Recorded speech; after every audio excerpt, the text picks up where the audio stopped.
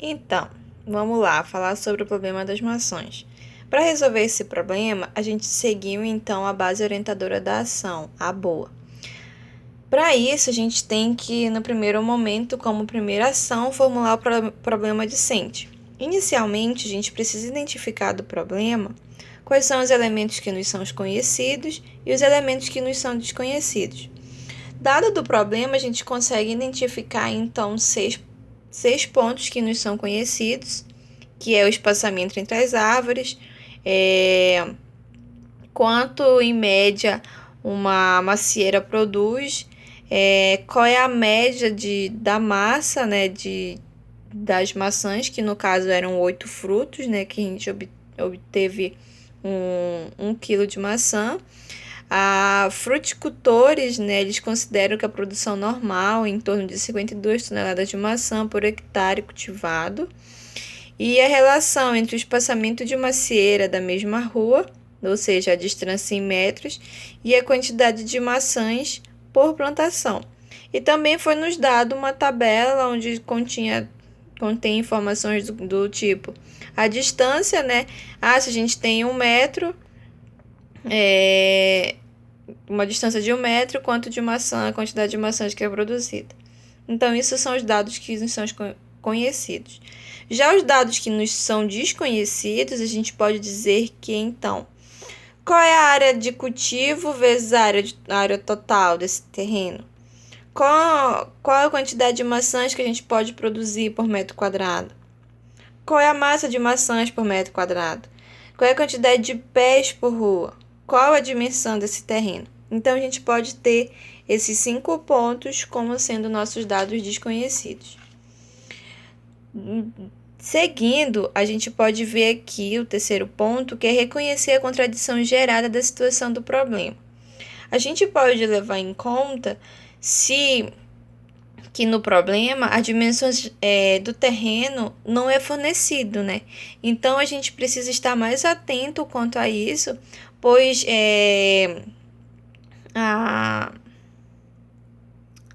o formato do terreno vai influenciar significativamente na produção das maçãs por causa do espaçamento, né, das ruas em que vão ser criadas. O quarto ponto é determinar e identificar o conhecimento a ser buscado. Bem, de acordo com o que nós temos de conhecidos e desconhecidos, a gente pode dizer que a gente está em busca da produção de maçãs, que isso vai depender da distância em metros, né, que é dada, em que ela será plantada, e a quantidade de pés por rua. Na segunda ação, a gente tem que construir o núcleo conceitual e procedimental. E o ponto 5 diz que selecionar os conceitos e procedimentos conhecidos necessários para a solução do problema discente. Então, tendo em vista o que a gente desconhece, não sabe a dimensão do terreno e quer descobrir a quantidade de maçãs, eu acredito que iremos utilizar a proporção de grandezas e conversão de medidas. No próximo ponto que nós temos, atualizar outros conceitos e procedimentos conhecidos que possam estar vinculados com os desconhecidos. Então, como desconhecemos a dimensão de terreno, a gente vai fazer uma suposição quanto à sua melhor forma para o plantio. Então, a gente vai supor como, né, a dimensão desse terreno, a sua forma, né. No próximo ponto, que diz que é encontrar estratégias de conexão entre os conceitos e procedimentos conhecidos e desconhecidos. Nesse ponto aqui, eu não consegui identificar uma melhor estratégia em que eu pudesse conectar esses procedimentos, conectar nesses os conhecidos e os desconhecidos. Na terceira ação é resolver o problema discente. Primeiro, a gente precisa construir um modelo matemático a partir das relações formuladas em termos teóricos e ou matemáticos. Então, eu considerei QM como sendo a quantidade de maçãs pela tabela, né? Essa tabela inicial aqui que é nos dada.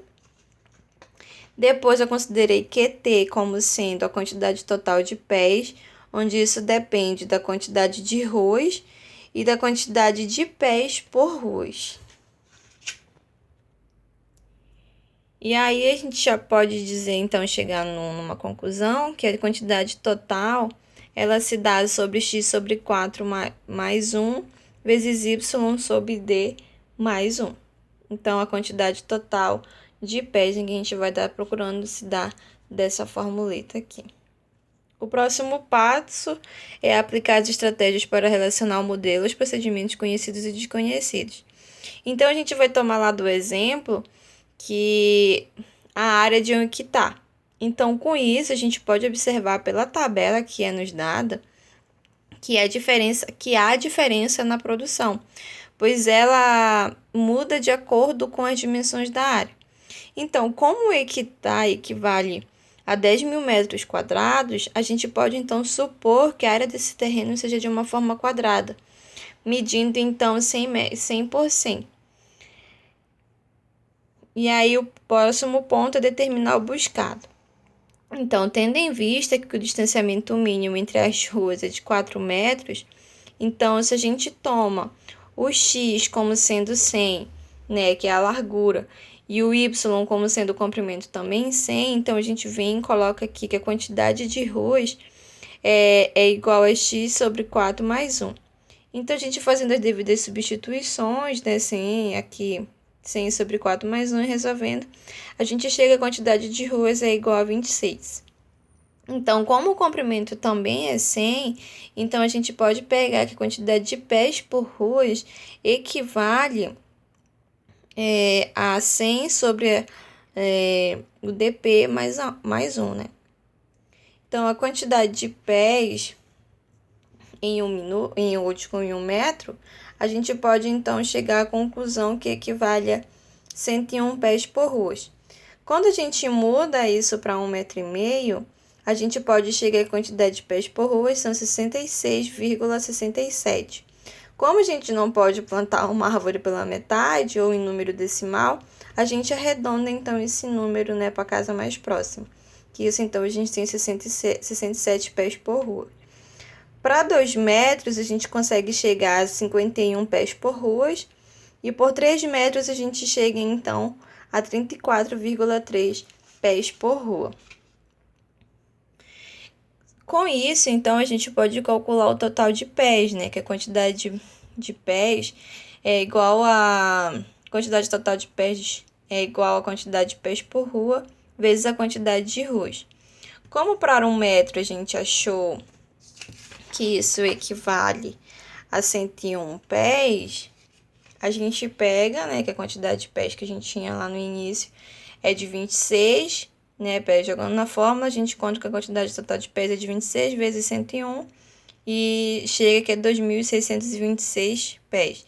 Seguindo esse mesmo processo para 1,5, para 2 e 3, a gente consegue então encontrar essa quantidade total de pés. Como lá no problema, assim, na verdade, desculpa, assim a gente pode encontrar a quantidade de maçãs.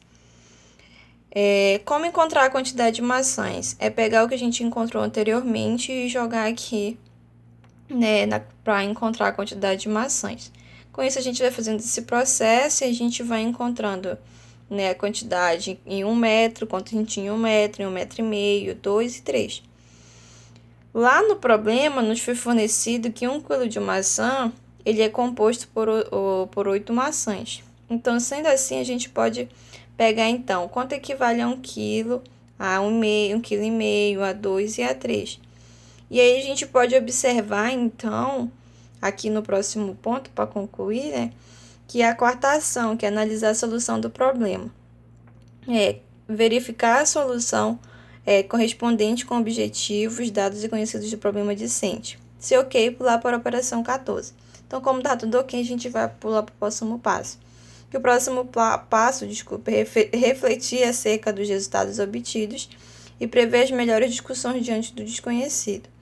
Então, diante do desconhecido e diante dos dados encontrados, a gente pode observar, e eu observei, que a distância que mais produz é de 1,5 metro. É o que a gente pode, de 1 metro. Porque quando a gente observa aqui que vem para 1 quilo, a gente tem 78 mil. Quando a gente faz aqui para a quantidade de pés, a gente também encontra um maior número. Então, eu consegui chegar nessa conclusão que o que a gente estava procurando é a que mais produz, é a quantidade, né, de 1,5 metro. E também vale falar também aqui que isso depende muito da forma como a gente supôs sobre o formato do terreno. Porque se houvesse uma outra forma, isso também mudaria, né? A gente teria eu acredito que isso mudaria, a gente teria um outro resultado, ou a gente não chegaria, que é o que produz é de 1,5 m. Mas, no mais, é isso.